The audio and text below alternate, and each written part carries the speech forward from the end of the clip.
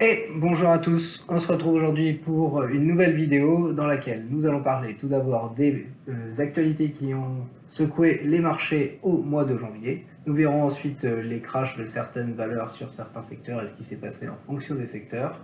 Nous passerons ensuite à l'analyse fondamentale sur 8 idées d'actions intéressantes pour le mois de février, mais je vous le rappelle, ce sont des actions que j'avais en portefeuille au moins au mois de janvier qui ont largement surperformé les marchés et dont les résultats nets sont globalement en augmentation, et je me suis même assuré qu'ils soient encore en augmentation selon les estimations pour l'avenir.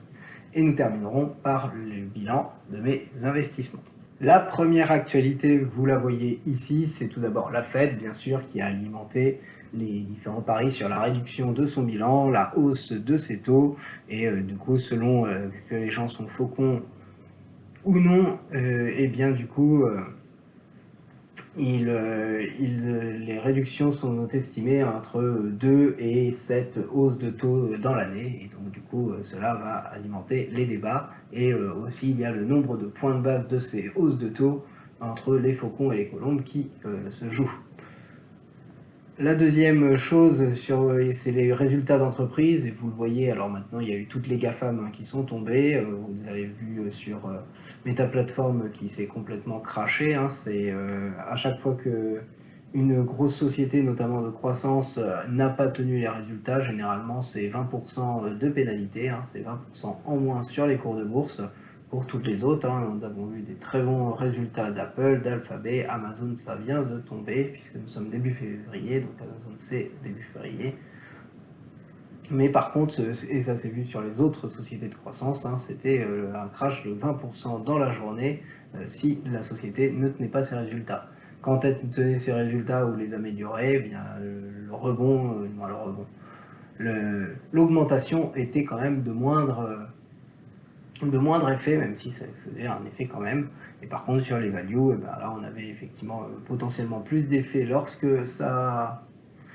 les résultats étaient au-delà des attentes, et par contre, lorsque cela était en dessous, et bien, ça se crachait aussi, mais beaucoup moins. En tout cas, cela donne de la volatilité. Mais ce qui est à noter, c'est que globalement, dans les comptes des trimestriels, les premiers, vous voyez que dans les premiers qui ont été donnés, donc maintenant il y en a eu un peu plus, mais c'est 81% d'entreprises qui ont surperformé, dépassé les attentes, et donc du coup, c'est quand même encore un T4 qui est intéressant à voir maintenant si en 2022 la croissance se normalise, comme on dit, et donc diminue. La troisième actualité concerne le pétrole, le Brent, le baril qui a atteint depuis 2014 pour la première fois les 90 $. On parle de l'atteinte des 100 $ au bout d'un moment. Et tout ça vient effectivement sur fond de tensions géopolitiques entre l'Ukraine et autour de l'Ukraine, entre notamment les États-Unis et la Russie, l'Europe s'en mêlant un petit peu aussi. Tout cela reste au niveau de menaces pour l'instant, des soldats russes qui se massent près de la frontière ukrainienne, mais pour l'instant sans rien faire, avec des menaces de part et d'autre. La Russie pouvant arrêter de fournir du gaz naturel à l'Europe, et tous les autres États pouvant infliger des pénalités sur la Russie, ce qui ferait très mal des deux côtés. Et bon, la Troisième Guerre mondiale, je pense qu'on n'y est pas encore, mais et puis surtout que maintenant tout le monde souhaite un peu faire retomber toutes ces menaces, toutes ces tensions. Donc à voir, mais en tout cas, ça anime les marchés, ça met de la volatilité. On le voit ici, donc concernant l'Ukraine, il y a le FMI qui alerte carrément sur l'impact économique si cela dure, et donc du coup sur les prix de l'énergie. Vous avez dû voir que la France a arrêté les prix d'EDF pour que ça ne monte pas et des choses comme ça, mais c'est tous les prix de l'énergie qui sont en train de monter globalement.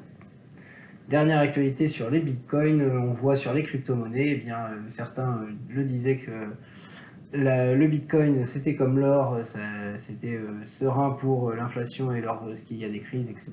Mais le bitcoin, on voit plutôt qu'il suit les techs américaines, en tout cas au niveau des crashs, parce que quand les techs américaines ont commencé à remonter juste avant les résultats de Facebook, où là elles sont bien retombées de 4% hier, puisque là j'enregistre, nous sommes vendredi pour l'instant, et bien du coup Le Bitcoin, lui, il n'a pas autant rebondi, hein. Mais par contre, au niveau des crypto-monnaies, eh bien, on voit que, contrairement à ce que certains croyaient, c'est pas vraiment le cours de l'or que ça suit ou des choses, on va dire, qui montraient pendant les crises des actions, c'est plutôt quelque chose qui va aller se cracher avec les techs quand les deux se crachent. Dans les actualités, on pourrait rajouter maintenant du côté de la BCE qui a parlé hier, hein, le 3 février, que du coup l'euro remonte face au dollar et la BCE effectivement maintenant il est envisagé une hausse des taux aussi en Europe, mais alors, vers la fin d'année, et ça devrait seulement commencer, on est loin des 2 à 7 hausses de taux estimées côté américain, on va tourner dans la moyenne, hein, du côté américain,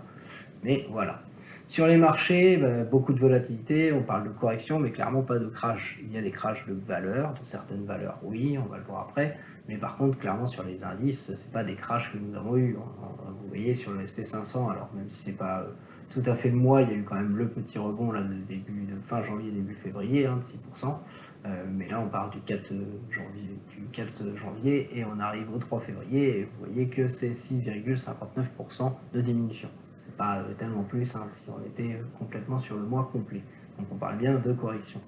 Il faut toujours se remettre un peu plus à long terme. On voit bien que depuis 6 mois, on est en train de rien faire. Donc si vous êtes sur des ETF, vous êtes en train de rien faire, vous ne perdez pas d'argent, vous ne faites rien sur 6 mois. Peut-être que vous en perdez parce que vous avez mis de l'argent là quand on était tout en haut.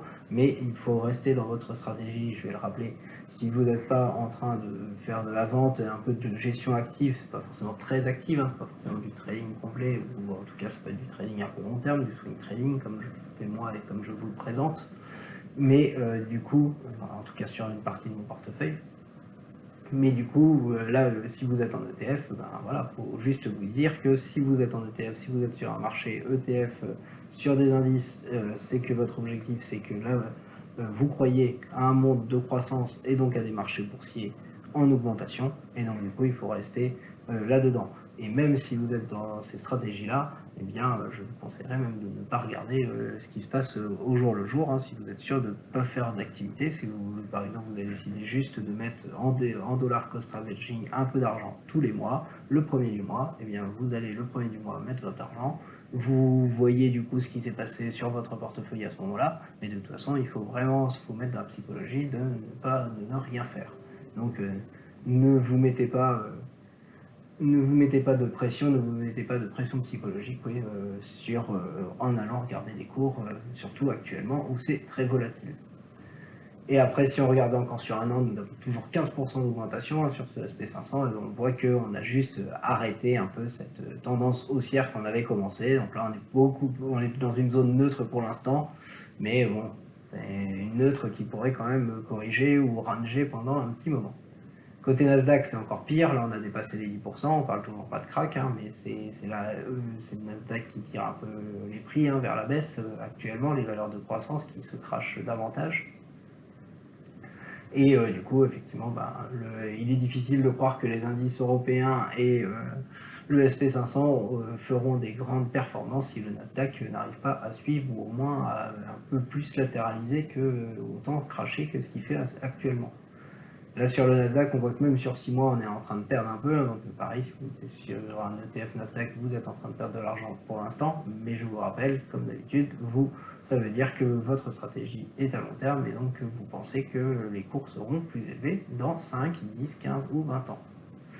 Sur un an, ça fait 7% d'augmentation et on voit que sur 5 ans, eh bien là, voilà, c'est pareil, on a cassé cette tendance haussière, mais là, on pourrait même carrément partir dans une tendance plus baissière, plus corrective. Alors, elle peut être douce, hein, ça peut faire pendant 6 mois de la diminution.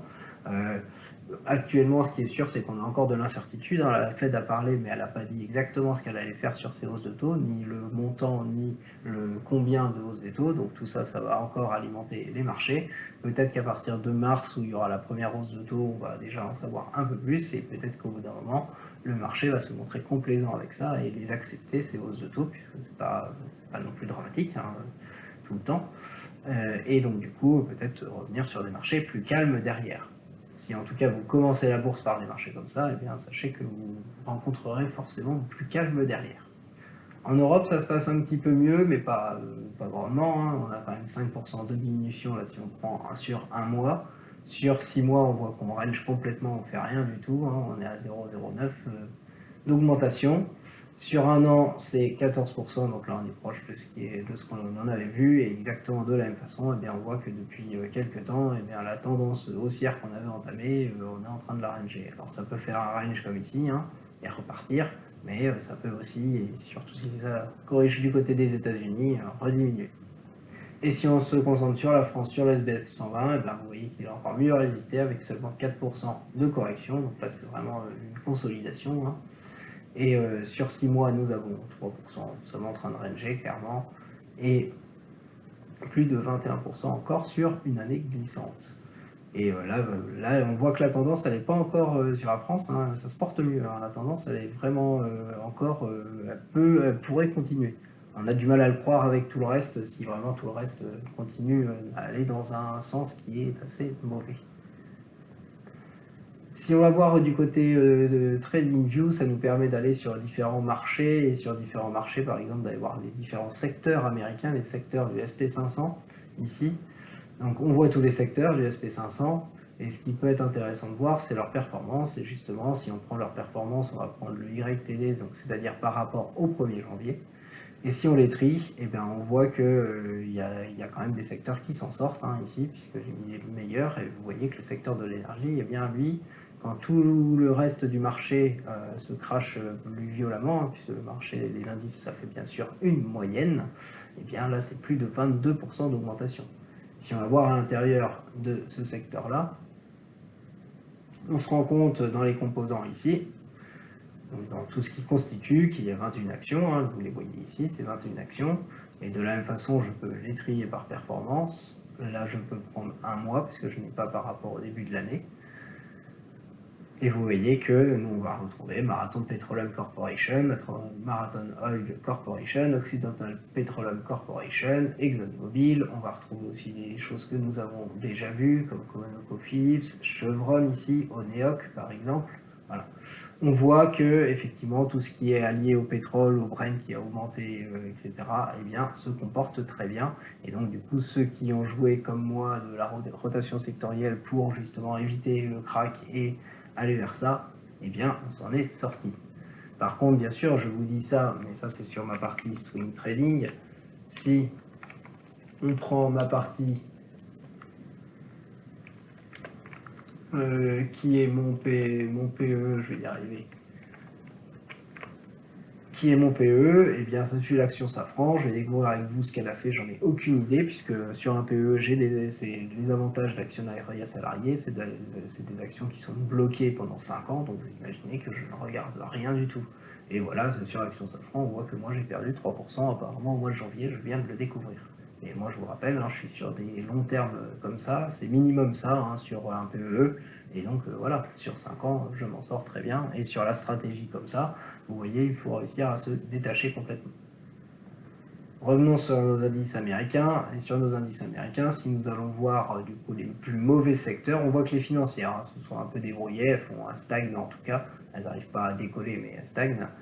Quand certains secteurs, eh bien, vous voyez là plus de 8%, hein, donc là, consumer discrétionnaire, donc les consommations des biens de base, les services, hein, de communication et la technologie qui sont vraiment les trois. Sur le real estate, il n'y a pas de gros crash, c'est pour ça que je ne l'ai pas ouvert. Sur les trois autres, vous allez voir qu'il y a des valeurs qui ont bien crashé.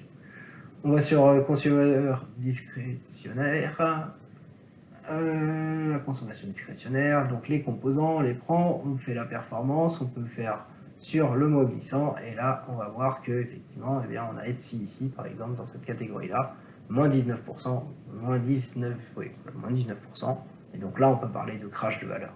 Donc on parle bien de crash, on voit beaucoup de cracks arriver, etc. Mais c'est bien des cracks de valeur et pas des cracks de marché, en tout cas pour l'instant. Il y en aura peut-être un, mais pas pour l'instant. Pareil sur du coup les services de communication, et bien sur les services de communication, c'est Meta Platform qui vient de publier hier début février. Donc bon, il n'y avait pas de crash, hein, mais là par contre clairement ça a attiré le secteur de SP500 à la baisse avec un crash vraiment monumental en une seule journée. Et donc là du coup c'est 24% depuis un mois glissant pour Meta Platform. Et le dernier secteur, on en entend beaucoup parler, donc, puisque c'est celui qui est lié au Nasdaq. Il y a le fonds de Cathie Wood aussi, ARK Invest, qui se casse la figure pas mal. On va pareil dans les composants, là on en a 76. Il suffit d'aller dans Performance, on prend le mot 800, et là qu'est-ce qu'on a? On voit que PayPal par exemple, et bien pareil, même sanction, moins 27%, donc presque moins 28% de sanctions pour PayPal. Après toutes ces mauvaises nouvelles, ou en tout cas toutes ces fluctuations de marché et ces corrections, et bien vous allez voir que tout n'est pas rouge, et passons aux 8 idées d'actions intéressantes pour le mois de février 2022, même plus long terme, en tout cas c'est tant que ça peut vous donner des idées de bons dossiers. Et nous commençons du côté de la technologie de l'information, et oui, même si le marché corrige globalement, il n'y a pas toutes les entreprises, c'est une entreprise que nous n'avons pas vue, et il s'agit de l'entreprise Hewlett Packard Enterprise. Hewlett Packard Enterprise, c'est une entreprise américaine qui est issue de la scission en novembre 2015 avec la société Hewlett Packard. Donc là, le ticker c'est HPE, pour l'autre société, nous l'avons déjà vu en décembre, c'est HPQ. Donc c'est deux entreprises qui sont bien différentes. C'est bien dans la technologie de l'information qu'est son secteur, et ses effectifs, vous les voyez ici, en 2018 étaient de 60 000 personnes, donc après la scission. Donc ça reste une très grosse entreprise, même après la scission. Allons voir un peu plus en détail cette compagnie, et c'est une compagnie qui fournit des solutions qui permettent aux clients de capturer, d'analyser, d'agir sur les données de manière transparente. Elle propose d'une part des serveurs à usage général pour le calcul multi-charge de travail, des serveurs optimisés pour la charge de travail. Vous voyez ensuite tout un tas de serveurs qui sont indiqués avec des réseaux de stockage et ainsi de suite, avec différents produits proposés, tels que Apollo et Cray par exemple. La société, elle fournit également des solutions de mobilité d'Internet des objets sous une marque qui est Aruba, qui comprennent des points d'accès Wi-Fi, des commutateurs, routeurs, capteurs, etc. Et on parle du cloud par exemple. Elle propose également, cette société, divers programmes de crédit bail, de financement, de consommation informatique, de services publics, des gestions d'actifs, voilà, tout ce qui est intérêt à tout cela, avec tous les financements, etc. Ensuite, nous trouvons que la société investit dans des solutions de communication, de médias, des laboratoires Hewlett Packard et divers projets d'incubation d'entreprises. Au niveau de ses clients, nous les voyons ici, donc ces différents groupes commerciaux qui sont desservis, des grandes entreprises, y compris les entreprises du secteur public et du secteur privé bien sûr, par le biais, et tout ça se fait par le biais de divers partenaires comprenant des revendeurs, des partenaires de distribution, des fabricants d'équipements d'origine, des éditeurs logiciels indépendants, des intégrateurs de systèmes et des sociétés de conseil. Vous voyez une alliance stratégique qui a été faite avec d'autres compagnies telles que Swiss National Supercomputing Center ici, ou Nvidia encore, pour les deux boîtes, et tout ça pour un supercalculateur qui est compatible avec l'IA, l'intelligence artificielle. L'entreprise, elle est très ancienne, elle a été fondée en 1939 si on repart du Hewlett Packard, l'entreprise au départ, mais après du coup c'est la scission et juste HPE pour Hewlett Packard Enterprise Company ici. C'est tout cela pour dire qu'il n'y a pas de souci, l'entreprise est bien diversifiée au niveau de ses activités, de ses clients, et donc c'est du pair côté business.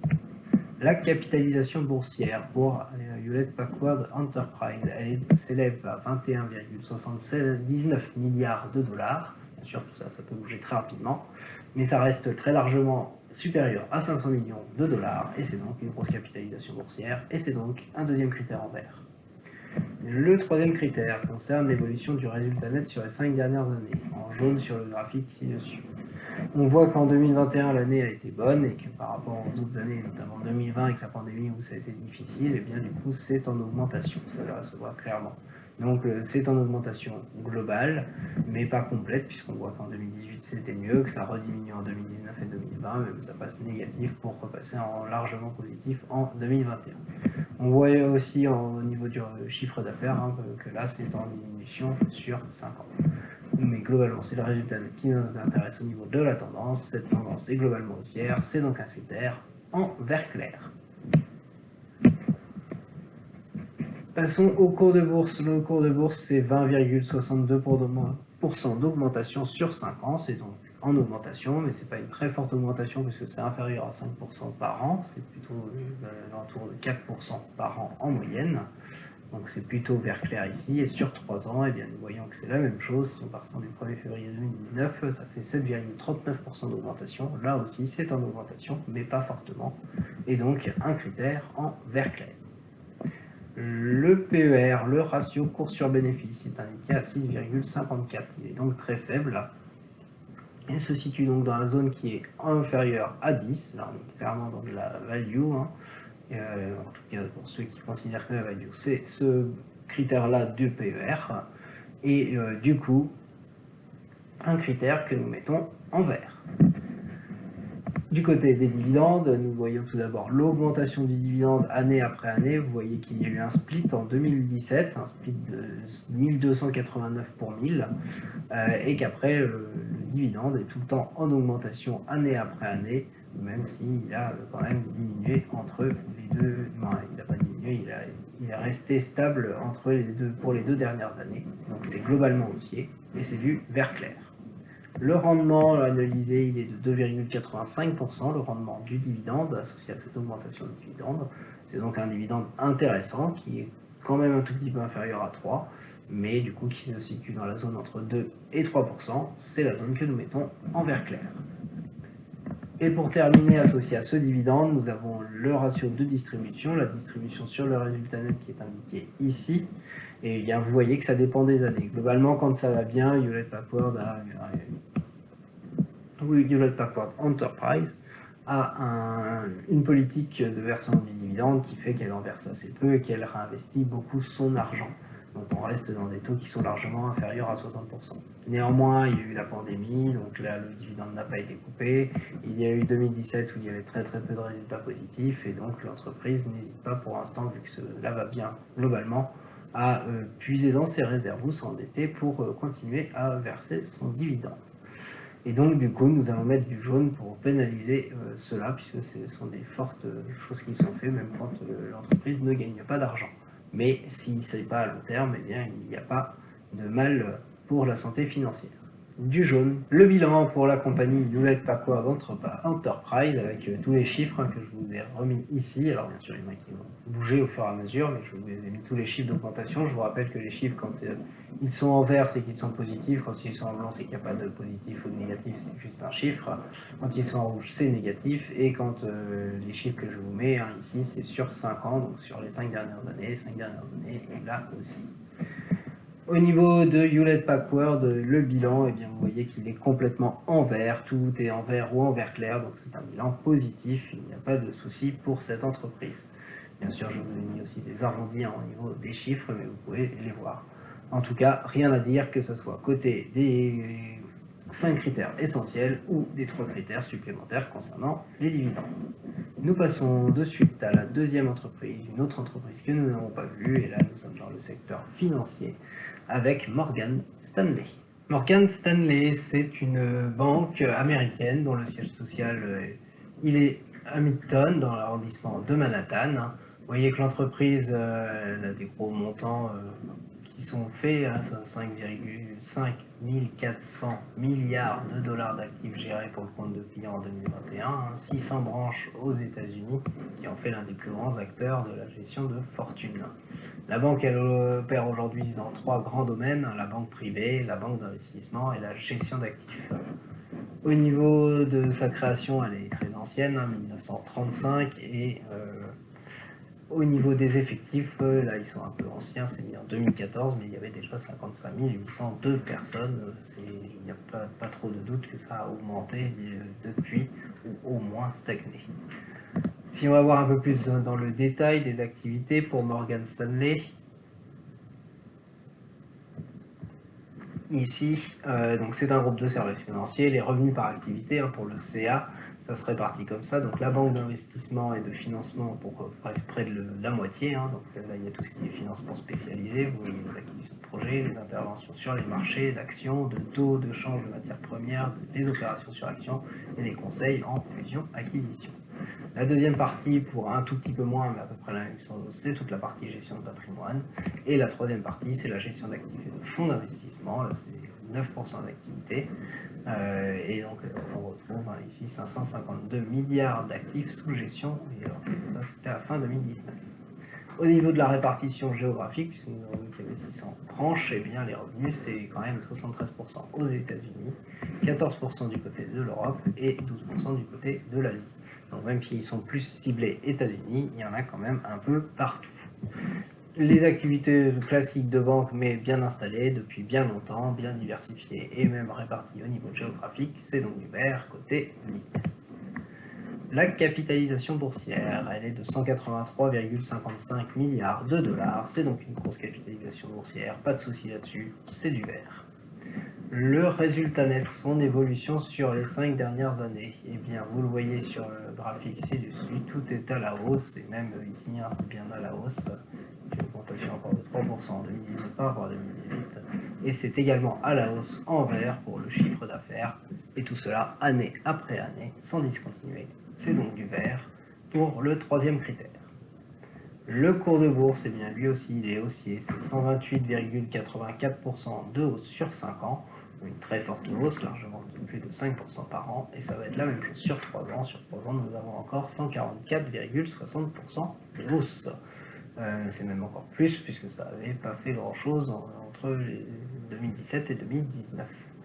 Du coup, c'est un critère que nous mettons complètement en vert. Le PER, le ratio cours sur bénéfice, il est indiqué ici à 12,74. Il se situe donc dans la zone entre 10 et 17, c'est la zone de l'indice de cherté intéressante, et donc du coup c'est la zone que nous mettons en vert clair. Côté dividende, Morgan Stanley, voici les derniers détachements par année, donc on voit que là il y a eu l'année 2016 où il y avait énormément de dividendes versés, mais sinon ça remonte sur les dernières années, et tout cela c'est haussier année après année, donc sans discontinuer, et donc notre critère apparaît en vert. Le rendement annualisé, il est indiqué ici à 2,05, il est donc au-delà de 2, mais inférieur à 3, dans la zone entre 2 et 3, la zone très intéressante de dividendes, et donc c'est une zone où nous mettons le rendement en vert clair. Associé à ce rendement, qui est très intéressant, la distribution sur le résultat net, le ratio de distribution, et bien vous voyez que là, année après année, c'est parfaitement maîtrisé, et même si ça augmente, même si le dividende augmente année après année, ben, comme les résultats nets augmentent année après année, il n'y a aucun souci, on est largement en dessous des 60% à chaque fois, et donc nous terminons avec ce critère en vert. Le bilan apparaît complètement en vert ou en vert clair, critère après critère. Par rapport à Hewlett Packard Enterprise, on voit quand même qu'au niveau du CA, ici, eh bien, nous avons un CA qui est également en augmentation année après année, alors que pour Hewlett Packard Enterprise, il faudrait que ça augmente, puisque certes, le résultat net a augmenté, mais il faudrait que le CA puisse suivre. C'est plus intéressant. Du côté du cours de bourse, nous voyons qu'on est beaucoup plus intéressant, avec 134% contre 24%. Du côté du dividende, ça augmente également un peu plus, mais sinon il n'y a pas grand-chose à dire de plus pour ces entreprises qui vont. Nous passons à la troisième entreprise, c'est une entreprise que nous n'avons pas encore vue du côté de la compagnie d'assurance du côté des États-Unis, et il s'agit de Travelers. The Travelers Companies, c'est une société d'assurance américaine avec tout ce qui comporte de l'assurance. Elle est très ancienne, 1853 pour sa date de création, et les effectifs sont d'environ 32 000 personnes.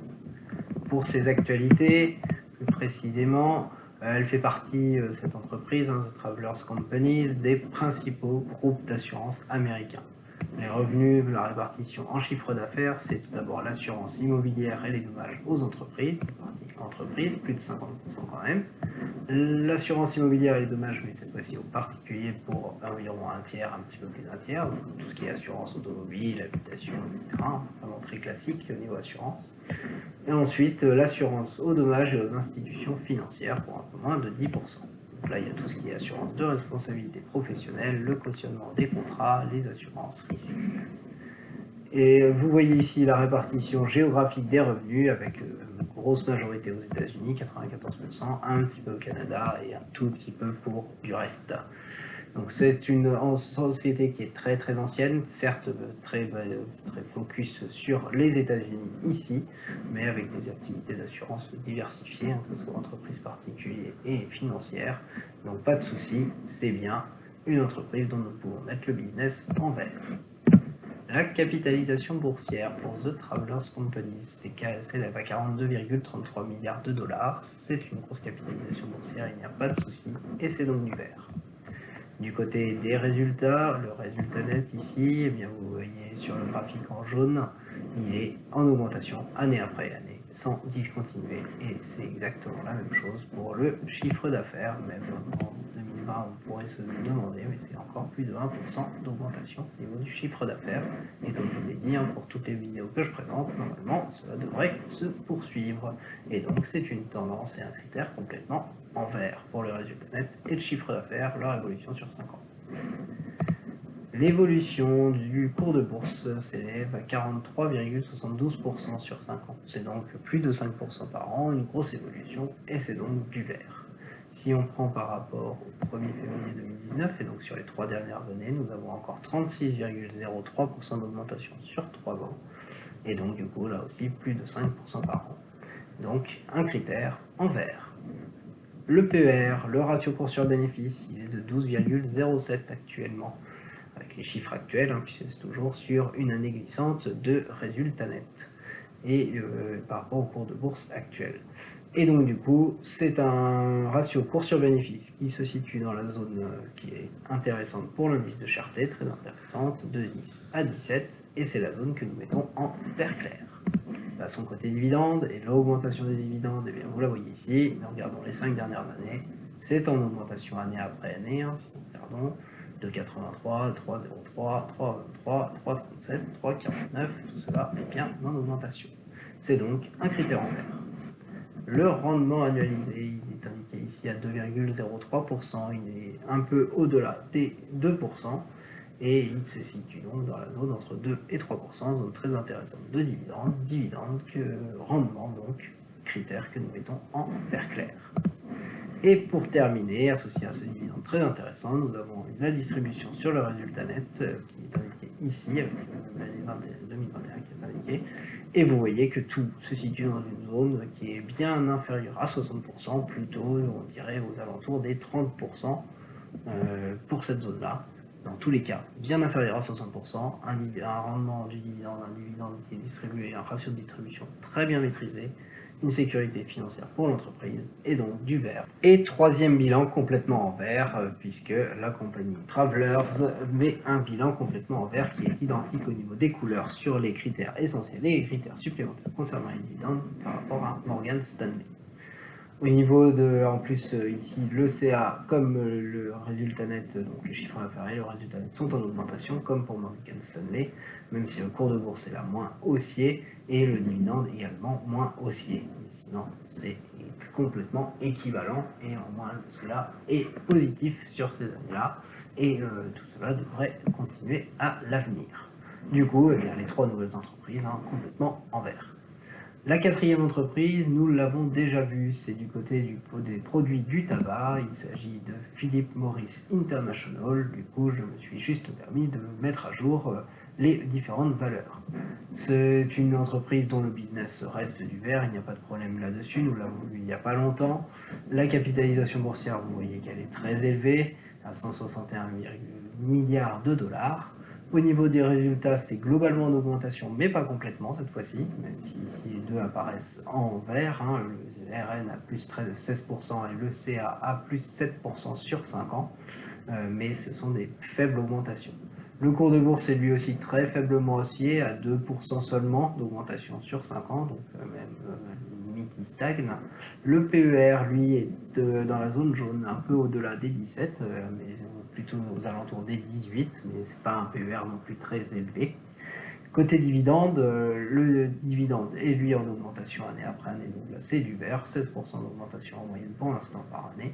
Le rendement est là beaucoup plus élevé que pour les sociétés précédentes, là nous sommes à 5% de rendement. Et par contre il y a un bémol qui est le ratio de distribution qui lui aussi est élevé, l'entreprise ne garde que peu d'argent pour réinvestir. Le bilan apparaît tout de même plutôt positif, avec un seul critère qui est en jaune et pas en vert parmi les critères essentiels. Il s'agit du PER et il y a quand même ce bémol côté ratio de distribution à faire attention. L'entreprise du coup à fort dividende, c'est dans le cadre de cette stratégie à fort dividende que nous l'avions vu. La cinquième entreprise, nous l'avons vu aussi, et c'est la seule du côté européen, et même plus du côté français, du côté du SBF 120. Il s'agit de Ruby, du côté des produits chimiques, des produits pétroliers, que ce soit pour le stockage, pour la distribution, et même pour l'approvisionnement.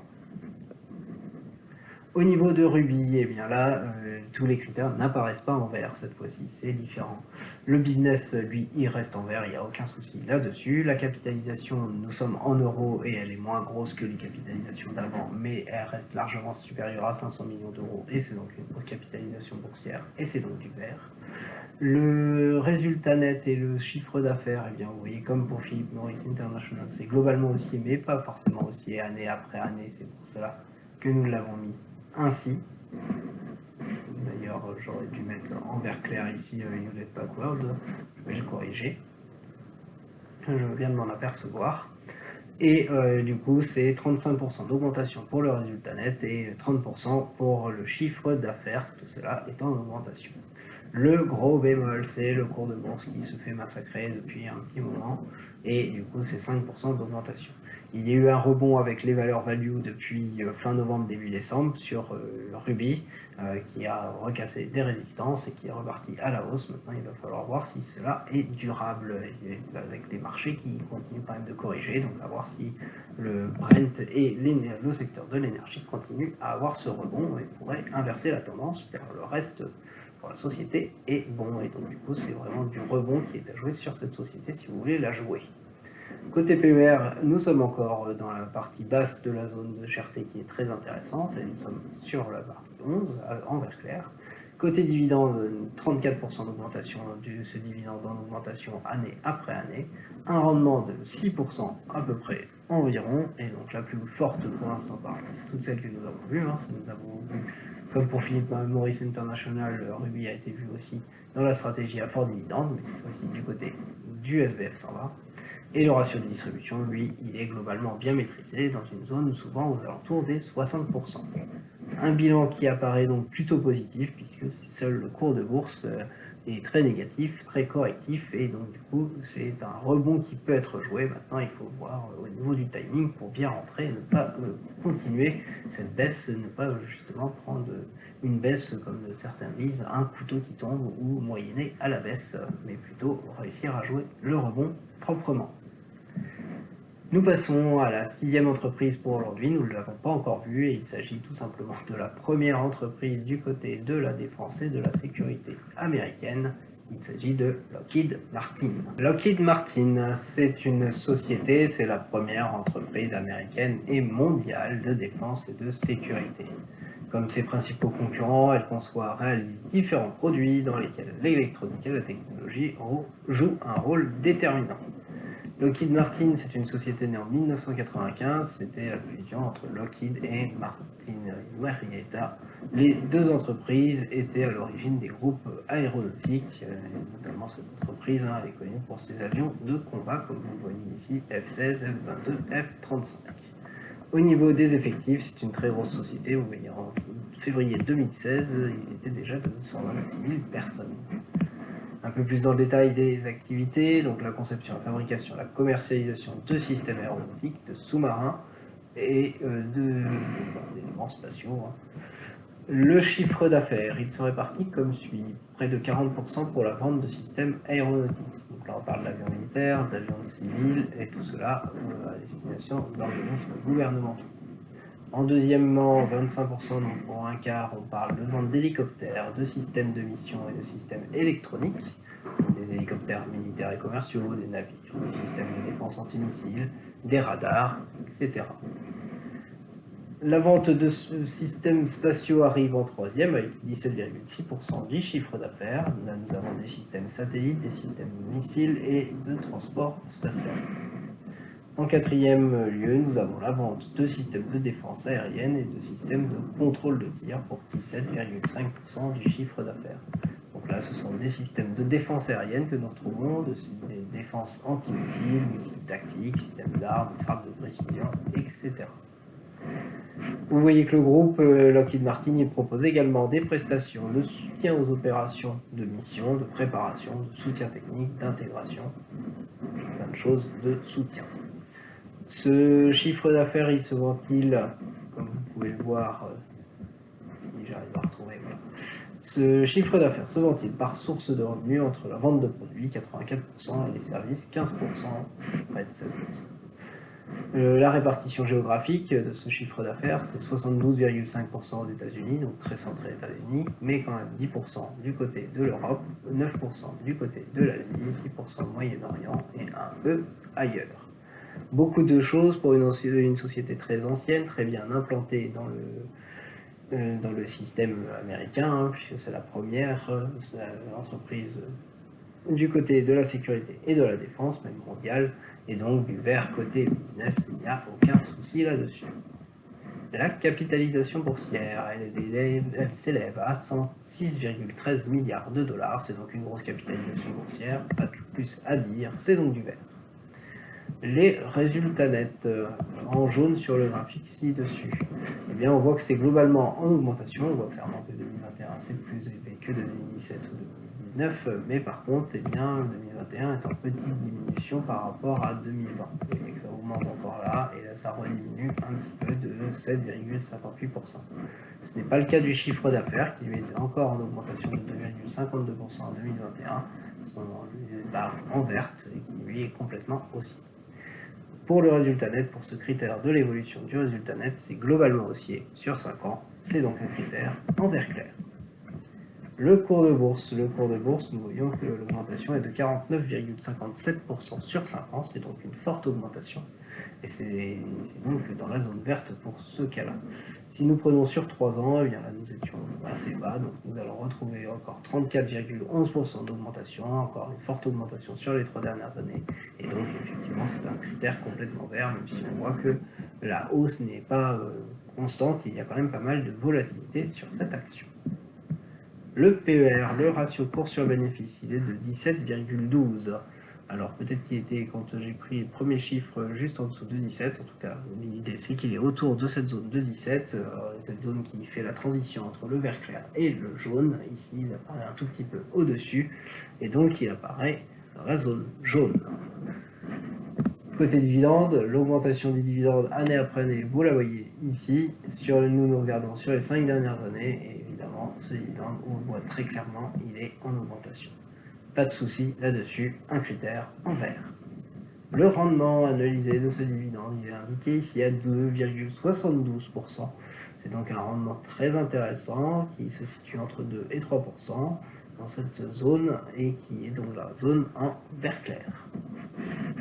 Et associé à ce rendement, nous avons la distribution sur le résultat net que nous voyons ici.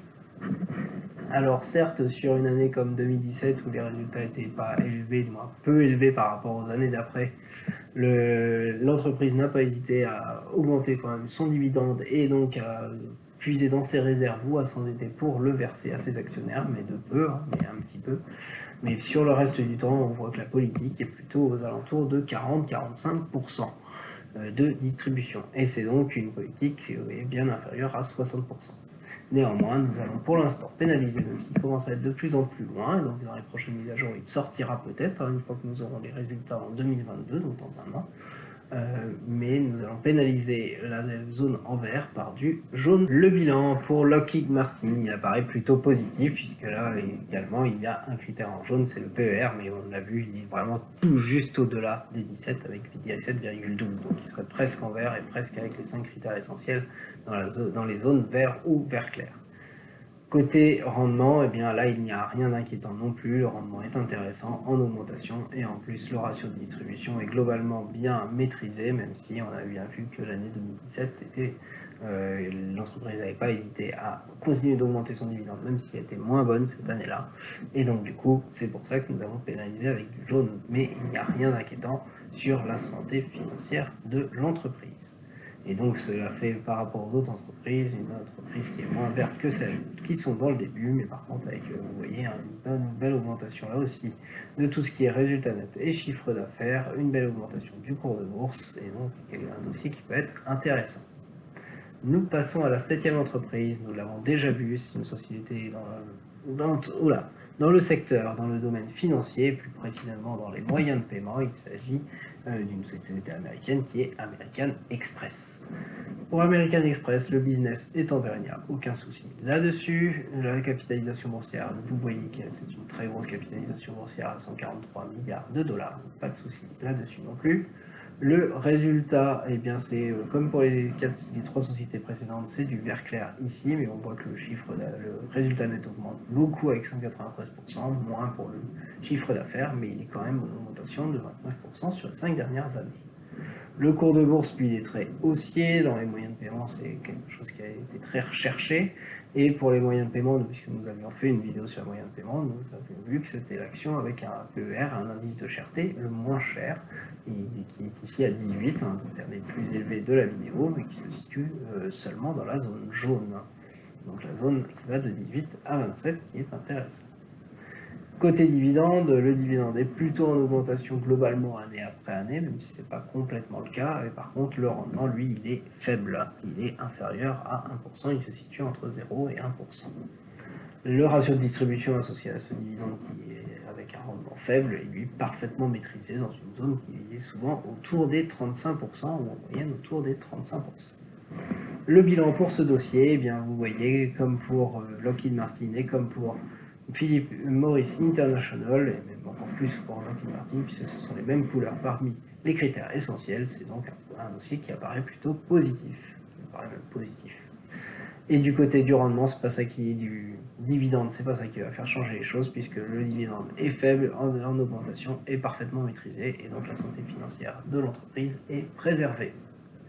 Et nous terminons par une 8e entreprise que nous avons vue déjà aussi, et c'est une entreprise dans les médias de masse, c'est Fox Corporation.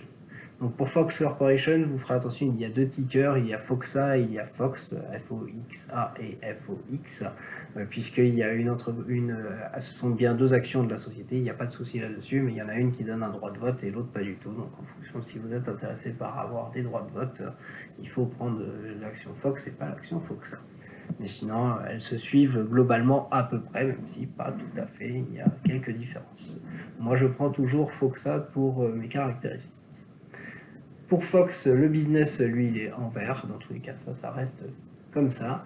La capitalisation boursière, eh bien, vous voyez que c'est la deuxième plus petite après Ruby, mais sa plus petite du côté des États-Unis avec 22 milliards de dollars. Ça reste quand même une grosse capitalisation boursière dans les gros indices du NYSE et donc du coup, et même du Nasdaq.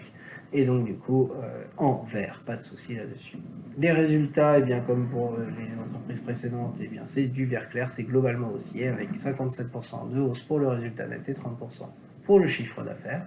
Le cours de bourse, lui, il est globalement haussier, mais très peu haussier, parce que vous voyez que c'est 4% de hausse seulement. Et puis, beaucoup de volatilité sur ce titre aussi. L'indice de cherté, lui, est très intéressant puisqu'il est à 13, le PER, donc dans la zone entre 10 et 17. Et côté dividende, nous avons une toute petite augmentation globale du dividende de 2%, donc il stagne, c'est presque comme le cours de bourse. Ce dividende a un rendement moyen autour de 1%, mais cette fois-ci c'est du côté jaune du 1%, donc c'est un peu plus de 1%, alors que pour American Express c'était 1%, mais moins de 1%, c'était plutôt les 0,97%, alors que là ça a eu 1,03 par exemple. Et par contre, ce dividende, qui est certes relativement faible, est parfaitement maîtrisé, tout comme pour American Express avant, et là c'est même encore inférieur, avec 25% plutôt en moyenne de distribution.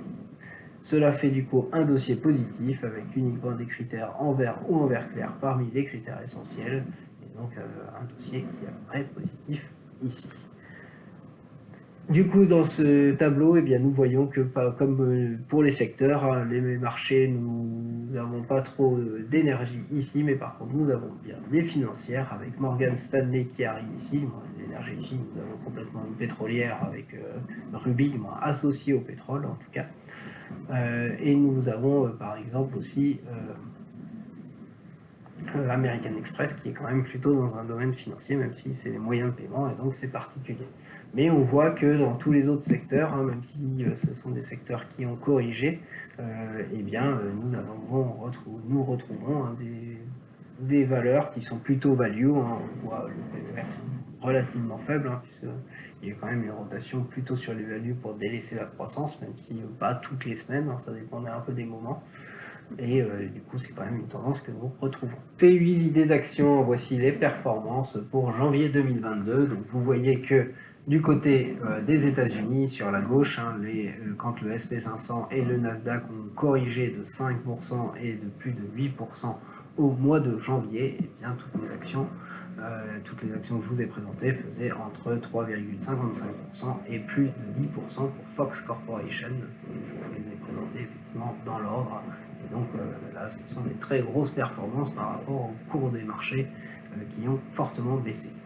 C'est la même chose du côté de l'Europe. Je vous ai mis le stock 600 qui a baissé de 4% et le SBF 120, donc la France, on l'a vu, plus résilient, qui a baissé seulement de 2,49%. Et dans le secteur de l'énergie, Ruby, elle, a réussi à augmenter de 9,14%. Une forte performance sur, c'est presque jouer des momentum, hein, c'est ça, hein, la rotation sectorielle avec un peu de gestion active, c'est pour aller jouer justement ces rotations de secteur et tous ces moments qui permettent d'augmenter les résultats.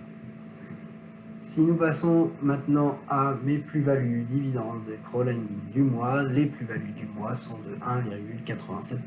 Et oui, vous le voyez, sur des marchés qui sont baissiers, eh bien, lorsque l'on n'est pas en ETF, lorsque l'on est en gestion active, c'est dans ces marchés qui sont très volatiles, correctifs, où l'on peut réussir à faire de grosses performances en sélectionnant parfaitement ses actions. C'est l'avantage.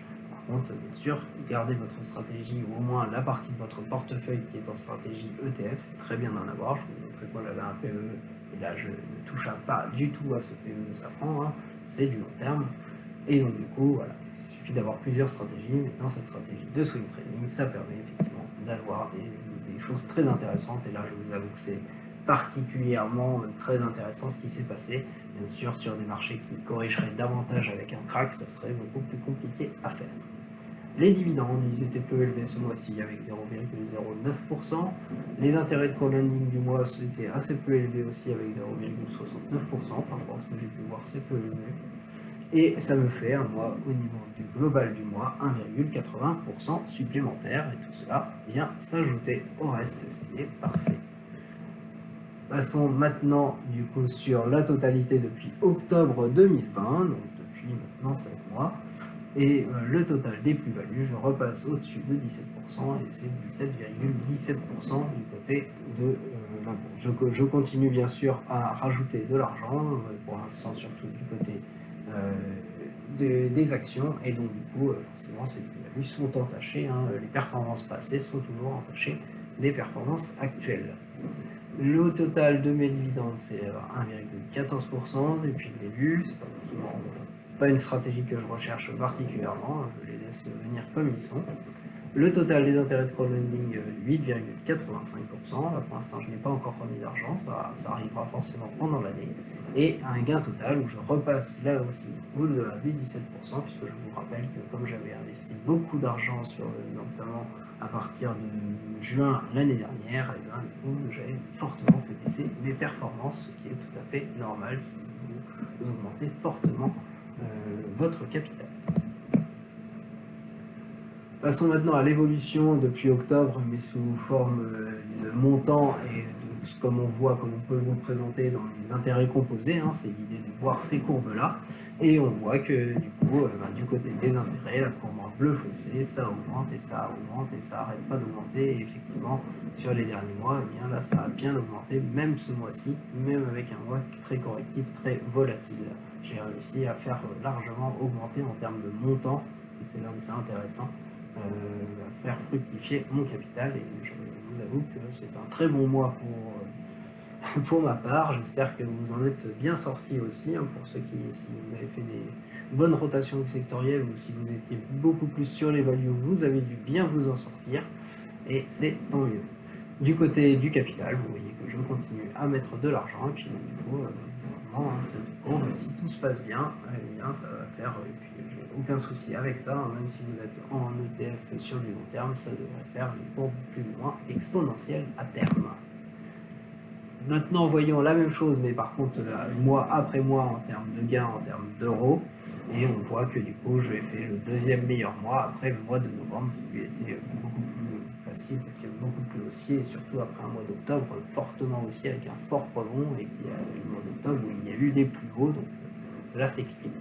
Néanmoins, deuxième mois en termes de montant, donc c'est très intéressant. En termes de dividendes d'actions au niveau du rouge, ici on voit que c'était pas un gros mois, hein. Le mois de décembre était beaucoup plus important par exemple. Mais on voit pareil, intéressant, que comme la globalité qui est à la hausse, ces dividendes en actions en rouge sont globalement à la hausse, hein, par rapport à ce que je pouvais obtenir les premières années. Donc dites-vous que si vous venez de commencer ou des choses comme ça, vous aurez probablement une progression un peu similaire, ce qui est toujours intéressant. Et là où par contre ça stagne beaucoup plus, c'est les intérêts mutuaux. Là c'est beaucoup plus les intérêts de prêt aux particuliers, beaucoup plus réguliers. Et comme j'augmente moins fortement, on va dire, et bien, ça se voit moins. Même si on voit que j'ai augmenté par rapport au début de l'année, hein, c'est ici que c'est en juillet que j'ai commencé à remettre, ou en juin ou en juillet, que j'ai remis effectivement une belle somme, et on voit qu'effectivement la barre jaune a aussi changé de taille.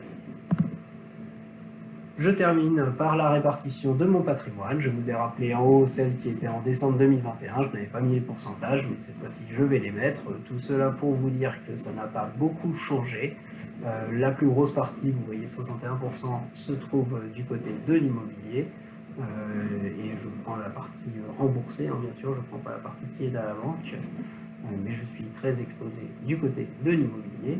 On voit en vert 3-4% du cash et des réserves, hein, sur différents PEL, LDD, Niprea, des choses que je peux casser facilement s'il arrivait quelque chose, mais effectivement je ne garde pas mon argent en cash, ce n'est pas l'idée.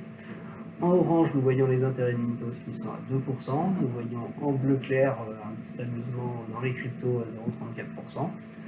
Je ne cherche pas forcément à avoir de répartition, à faire augmenter les montants ou pas, les pourcentages. Par contre, en termes de montants, j'essaye d'en mettre partout, à chaque fois, pour que tout augmente. Et en termes d'actions, eh bien, nous voyons mon PE, j'ai 17,36%, et je suis un tout petit peu moins exposé pour l'instant sur les actions en swing trading, avec 15%, mais à peu près équivalent de ce qui est long terme de ce qui ne l'est pas. Et sur le CTO, j'étais à 87% du côté des États-Unis pour 13% du côté de l'Europe, et donc j'ai profité effectivement de quelques valeurs comme Ruby, et je suis revenu un tout petit peu du côté de l'Europe, mais pour l'instant ça n'a pas beaucoup changé. Je vous laisse ici pour cette vidéo un peu complète, hein. Nous avons vu tout un bilan du mois de janvier, que ce soit sur des actualités, ce qui s'est passé sur les secteurs avec les crashs de différentes valeurs, les actions intéressantes, les actions intéressantes que vous pourrez aller regarder avec tous les bilans que je vous ai fait, et enfin un petit bilan sur ma situation. Je vous souhaite une très bonne journée et je vous dis à très bientôt.